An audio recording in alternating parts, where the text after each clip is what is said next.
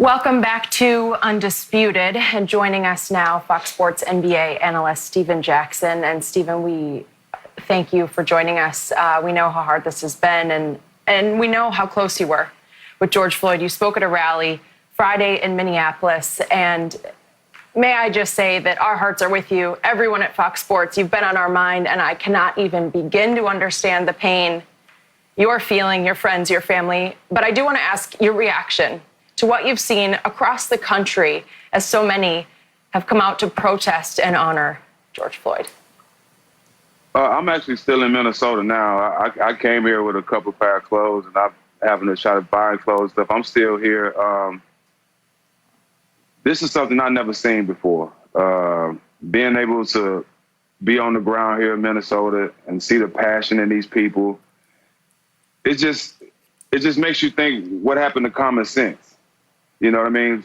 These things are happening right in front of our eyes, and it sucks that people have to burn down police stations and just show their frustration because we're not getting treated fair. I mean, this is happening all over the world. You see it on camera day after day after day, and we're not getting no justice. And I just think that the fact that Minnesota, they reacted the way they did because there's so much pain here. You see the pain all around the world, but actually here where it actually happened, the pain is different. And I'm not surprised that the people from Minnesota responded that way. I'm actually happy they did, but at the same point, we can't get away from what we're trying to do, and that's get justice. The love has been great, and it's been shown. People from every city to city, everybody's been standing up and supporting my brother, and I appreciate it. But we can't fall for the trick bag and go away and let them play on our pain. And I think that's what they're starting to do. But here in Minnesota, the love's been great, the support has been great, and I think they're starting to hear us. Stag, you know, you and I, we spoke, we've been speaking, and I told you, I say, Stags, pray about it. I said, be measured, be thoughtful, and let the words flow. You did an excellent job of doing that. You see, when I look at Minnesota, Stags, I look at it like Philando Castile is not even 2 years old. 2.5 years old at the top, and they say now again. You see, Big George was the wick, but the powder keg with Walter Scott and Alton Sterling and Eric Garner and Freddie Gray and Michael Brown and Trayvon Martin, they were all stuffed into this dynamite keg.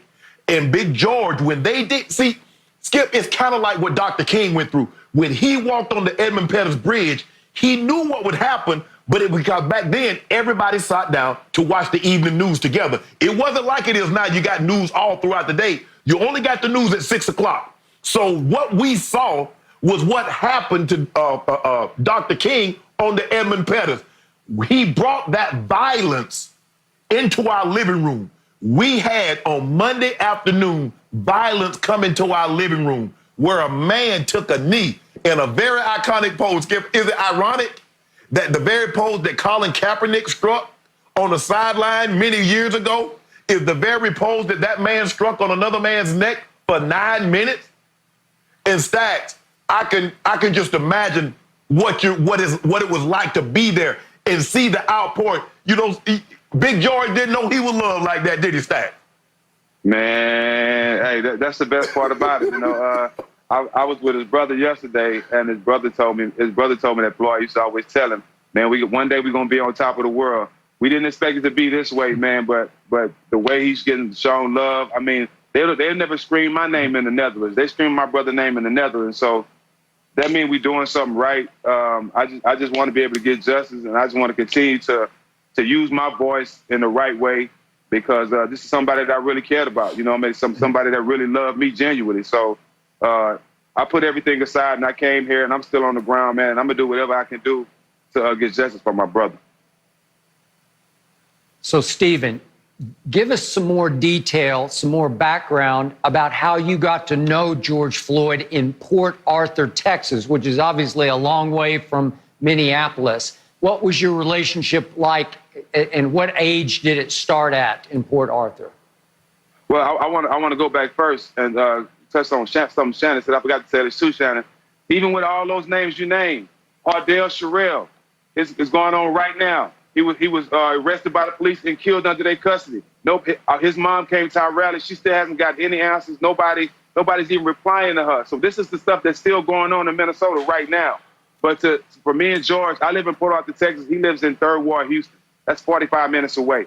So we was in Houston every weekend. So we had different friends back and forth. I had a friend named Tello, rest in peace. He said, man, I got a homeboy named Floyd that looked like you. I'm like, man, y'all might have the same dad. He's like, yeah, right.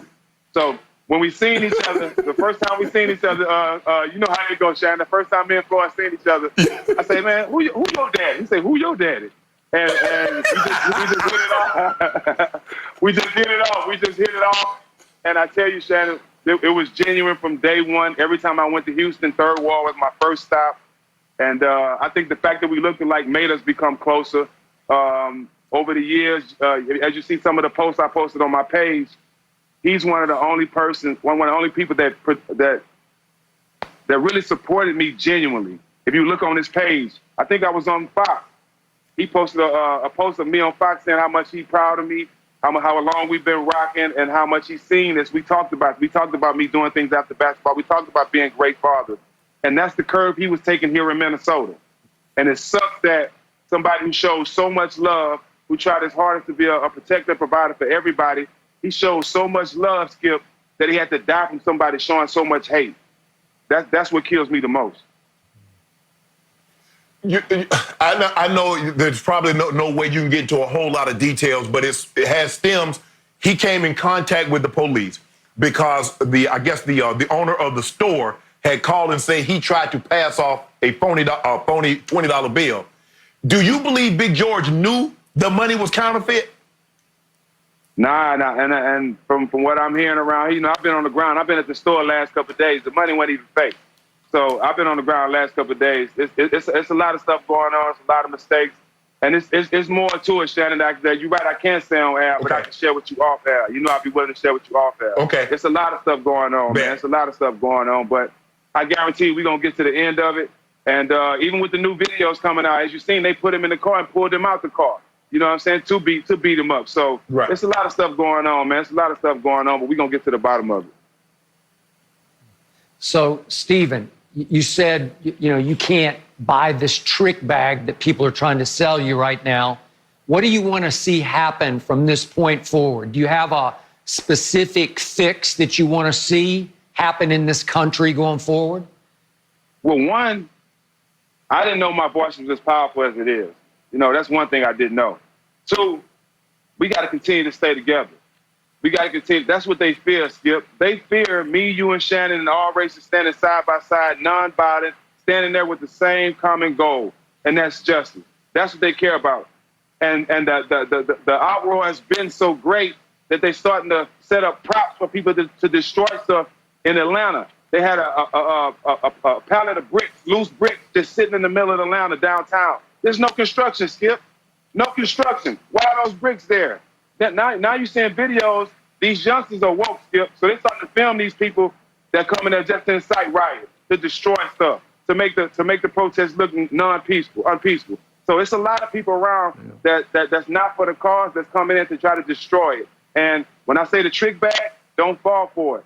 Keep the peaceful protest, do it the right way, and stand for what you believe in. But here in Minnesota, I'm sorry. Here in Minnesota, they had to respond like that because they've been getting killed every year. They ain't been getting answers. A black cop shot a woman, and he was in jail 2 days later and charged with murder. These cops are still not arrested.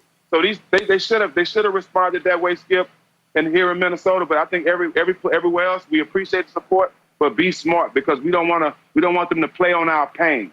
We don't want to hurt what we built. We want to continue to build and get some stuff done, get some policies changed, get some laws changed so we can be fair and they can stop treating us like animals. Well, the thing is what they do is that they'll shift the narrative. Kind of like when Colin Kaepernick took a knee, Skip, you remember they talked about, okay, it was about the flag. It was about the military. It was about the vet. It was about everything except what that man told you about. Now what they're trying to do is saying, look, they're burning the buildings. They're looting. They're robbing. What was the cause that led them to start rioting and a rebellion to begin with? Let's talk about that issue. There's a cause and effect that transpired, and they want to shift. Now, we're not going to let you shift it. You and I both know.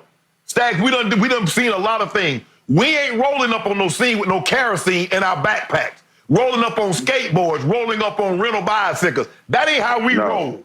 Not at all. So there's always, in even every great movement, everything that's good, Skip, there will be one or two that try and hijack it and try to capitalize on pain and suffering. Because, Skip, even sometimes, even in a worthy cause, you'll find somebody trying to siphon money or out the back end for even a worthy cause. So what we have here is that people trying to peacefully protest, and you have a few that's taking advantage. This is our opportunity to hijack this and try to make somebody look bad. But we're not gonna fall for the banana in the tailpipe. We're smart enough to know we're gonna keep our eye on the ball. We see the ball. So don't think you can move it and put shells over it and try to shift it around, because we got our eye on the prize.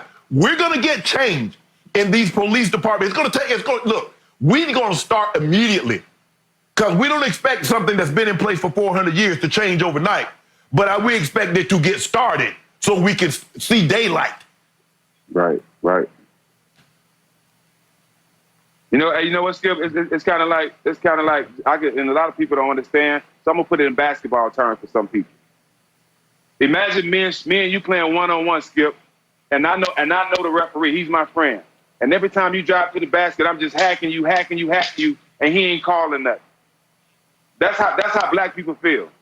That's how black people feel. We trying, but it ain't fair. We keep trying to score. We keep trying to be successful, but you keep fouling us, and we can't get out 2 free throws. It's not fair. But Skip, let me foul you. Free throws, and you get the ball out of bounds. And that's just how it is. We're not treated fair. You know what I mean? But we gonna fight for it. And Skip, the reason why I'm comfortable being in this position, I didn't ask for this. I didn't ask for this being in this position. And people know